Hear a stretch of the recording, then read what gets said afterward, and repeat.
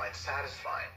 One of the ironies of Alice in Wonderland is you'd think it would be such a natural to adapt into the film medium. It's very easy to create the characters of the Alice books in film.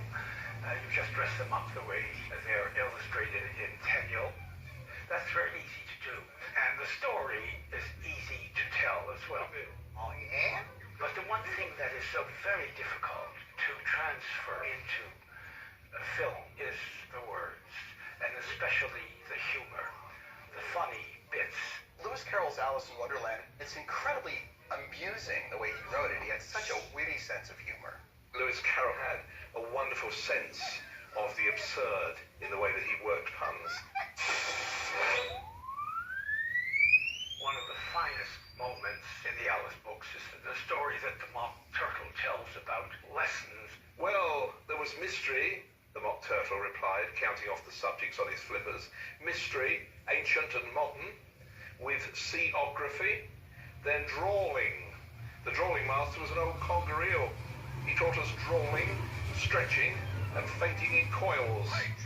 So here you see Lewis Carroll's playing with mystery for history, seaography for geography. The drawing master, not the drawing master. Drawing, stretching, and fainting in coils instead of drawing, sketching, and painting in oils. The book is full of punning, playful references. It's gifted, and it's creative, and it's very funny. And there's lots of that in the Alice books. Even the pseudonym Lewis Carroll is a kind of a pun. He got to Lewis Carroll by working on his own real name. He took the middle name, Lutwidge, and he turned it into Latin, Ludovic, and then turned it back into English as Lewis. And he took his first name, Charles, turned it into Latin, Carolus, and then turned it back into Carroll. So you get Lewis Carroll that way. Lewis Carroll's book is also full of numbers. He was a mathematician, so he understood numbers. And of course, repeatedly throughout his work, the number 42 figures very highly. The king tells Alice that it's rule 42 that nobody more than a mile high can appear in the court. And there are dozens and dozens and dozens of explanations of why 42 was his favorite number.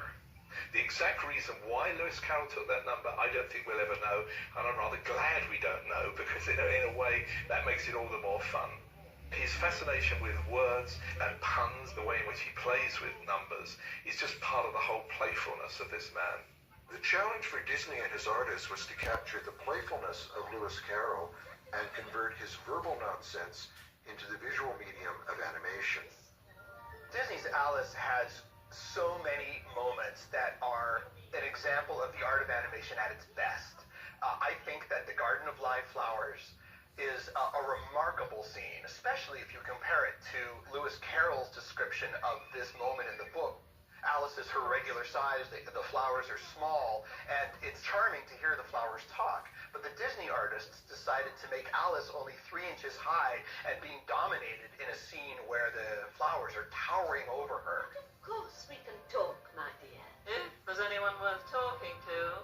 The Garden of Flowers and Alice is great. Again, you have another sort of haughty adult character, not listening to her, not paying any attention, doing all the talking, and just great visual exploration of all these things like daffodils and bread and butterflies and rocking horseflies and things like that.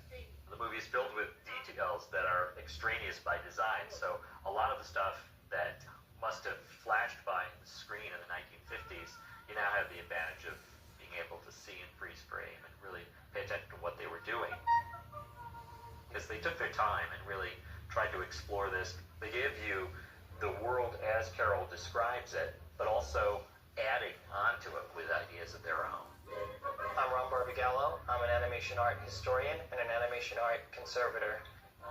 You know, in a lot of ways, the music in Alice in Wonderland is maybe its most Disney element, you know, because it does fit in very well with the type of music that was done 10 years earlier and the type of music that would still be done 10, 20 years later. And I think given how much he was going to adhere to the book, and the music was really going to let Walt have a place where he could experiment.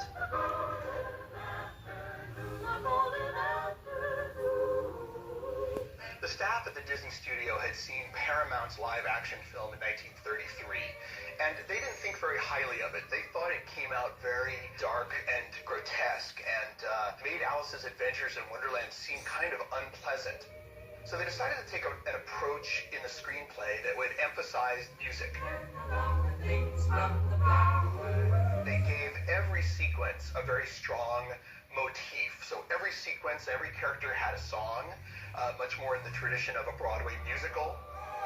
There's 14 songs in Disney's Alice. There's hasn't been a Disney film before or since that had as many songs in it. And I think that's actually one of the biggest decisions Walt made, was to use music as a connective device. Because a lot of these sequences, I think, would have been visually stark and scary to people because they are so different. You have so much thrown at you visually, but the music kind of calms you enough that you get to have this weird floral display thrown at you in such a sort of like ordinary way. And you accept it. I mean, isn't that the genius of Alice in Wonderland, is you really do start to accept all of this. Catherine Beaumont really embodies Alice. I think it was a stroke of genius to let her sing the songs when she sings, because she didn't have a polished singing voice. And in fact, her voice cracks when she's singing with the flowers all in the golden afternoon, and enabling the flowers to take over, and for her to have a moment where she looks embarrassed and the flowers look indulgently to her is brilliant. It's a stroke of genius. The music in Disney's Alice is very important. In fact, the movie got an Oscar nomination, an Academy Award nomination for its score. And it didn't win that year. It went up against An American in Paris, which won. But the whole show comes off very much